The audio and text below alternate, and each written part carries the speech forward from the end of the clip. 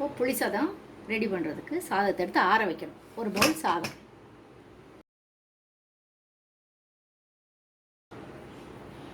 நல்லா இப்படி ஆற வச்சா சாதம் உதிரி உதிரியாக வந்துடும்.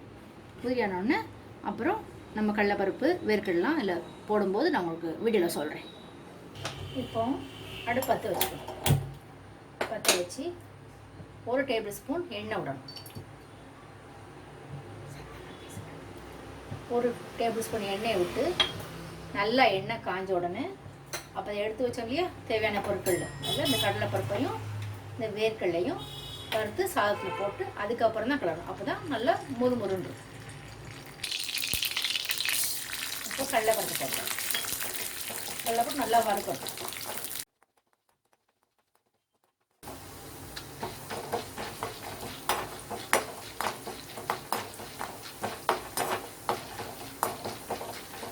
அப்புறம் ஸ்டவ்வில் சிம்மில் வச்சுட்டு வேர்க்கடலை போடணும்.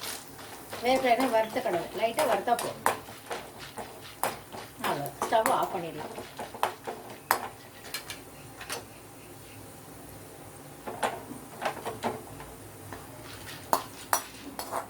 அப்படியே இதை எடுத்து சாதத்தில் கொட்டிடலாம். இப்போ நம்ம செஞ்சு வச்சுருக்க புளிக்காய்ச்சல் அந்த பவுடர்லாம் போட்டு இல்லை கிளறு நல்லா விரைவிட்டால் ஒன்று போல் எல்லா பக்கம் சமமாயிடும்.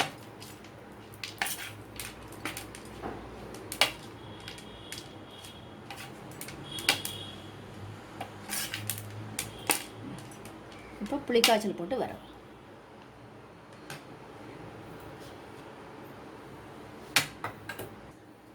இந்த மாதிரி குட்டி கரண்டி எடுத்துக்கோங்க. கரண்டி எடுத்து இப்படி லைட்டாக இந்த பக்கம் இப்படி எண்ணெயோடு எடுத்து ஊற்றிக்கோங்க. ஊற்றிட்டு இப்படி பண்ணிங்கன்னா கரெக்டாக வரும். மொத்தமாக ஒரே இடத்துல ஊற்றாமல் எல்லா பக்கம் இப்படி இப்படி பண்ணுற மாதிரி பண்ணால் தான் கரெக்டாக வரும். புளி காய்ச்சல் தேவையானது போட்டுக்கோங்க. லைட்டாக நீங்கள் டேஸ்ட் பண்ணி பார்த்துட்டு அதுக்கப்புறம் போட்டுக்கோங்க. புளி பத்தலைன்னா 2வது எடுத்து போட்டுக்கோங்க. இப்போ நான் போட்டுக்க புளி எனக்கு கரெக்டாக இருக்கும். அதனால் எனக்கு போதும். இப்போ நல்லா அந்த பக்கம் வரவிடுச்சு இல்லையா? இப்போ இந்த பவுட்ரு போடும். இந்த பவுட்ரு எதுக்குன்னா கொஞ்சம் நம்மள காரமே இருக்காது. அதனால் இந்த பவுட்ரு போட்டால் கொஞ்சம் ஃப்ளேவர் நல்லா கிடைக்கும். சாப்பிடுவோம் இல்லை வாசனையாக இருக்கும். 1/2 ஸ்பூன் போட்டால்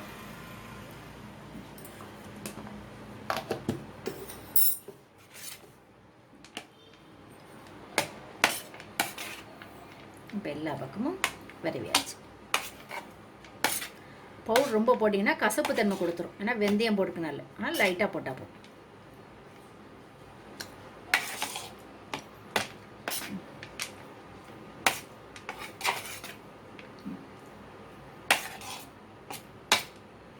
இப்போ இது பவுலில் எடுத்து நம்ம கொடுத்தோம்.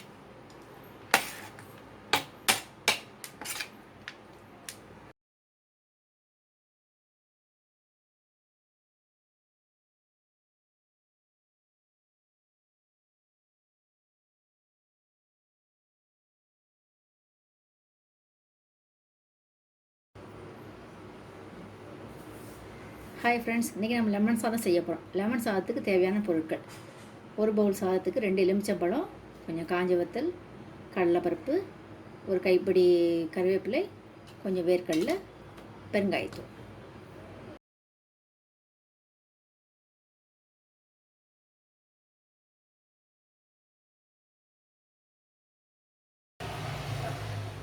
இப்போது லெமன் சாதம் செய்யறதுக்கு ரெடி பண்ணுறோம்.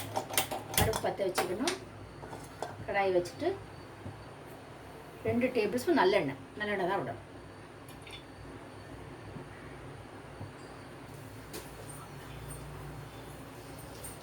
இப்போ எண்ணெய் சூடானோன்னு 1 டேபிள் ஸ்பூன் கடுகு,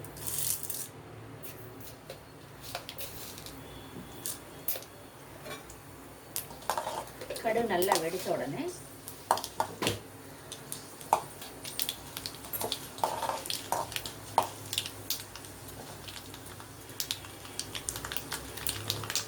கடுகு நம்ம நல்லா வெடிக்கணும். கசத்துக்கு கடுகு. அப்புறம் கடலைப்பருப்பு. கடலைப்பருப்பு நல்லா வேகணும். கொஞ்சம் பொன்னிறமாக வரும். எடுத்து பார்த்தா உங்களுக்கு தெரியும். ஸ்டவ்வை கொஞ்சம் சிம்மில் வச்சுக்கோங்க. கடுகு வெடிக்கிறதுன்னு சிம்மில் வச்சு அப்புறம் சிம்மில் வச்சுக்கோங்க. அப்புறம் வேர்க்கடலை வறுத்த வேர்க்கடலை தான் லைட்டாக வறுத்தா போதும். அப்புறம் காஞ்சி வத்தல்.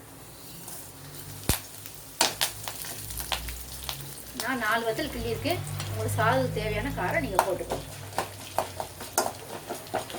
அப்புறம் கருவேப்பிலை போட நல்லா ஃப்ளேவர் தரும்.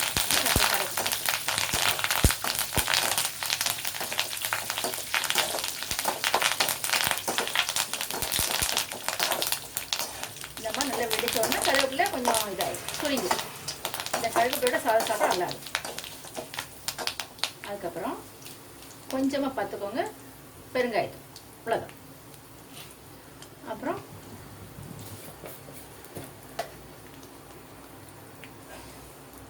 கொஞ்சம் மஞ்சள் பொடி. நான் சொல்கிற கணக்கு 1 பவுல் சாதத்துக்கு தான். இப்போ நல்லா வந்தோடனே இந்த லெமனை ஊற்றிடும். ஊற்றிட்டு அப்படி கொதிக்க வந்தோடனே ஆஃப் பண்ணணும். ரொம்ப கொதிச்சிடக்கூடாது. கொதிச்சா லெமன் சாதம் கசப்பாயிடும். அவ்வளோதான். இப்போது இதை சாதத்தில் ஆற வச்சுருக்க சாதம் 1 பவுல் சாதம் வச்சுருக்கோம் இல்லையா, அதில் போட்டு வரவும்.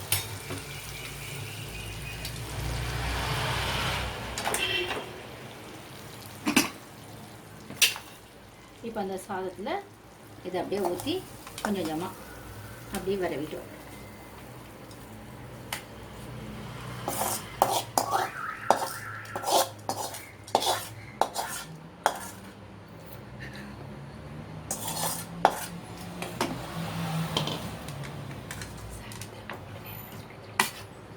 நான் சாதத்தில் உப்பு போட்டு வேக வச்சுருக்கேனால உப்பு போடலை.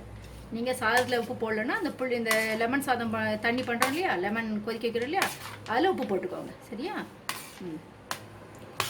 இப்படி தான் கிளறணும். நீங்கள் ஈஸியாக பண்ணிடலாம். பசங்களுக்கு டிஃபன் பாக்ஸுக்கு காரமே இருக்காது, நல்லாயிருக்கும் சாப்பிட்றதுக்கு.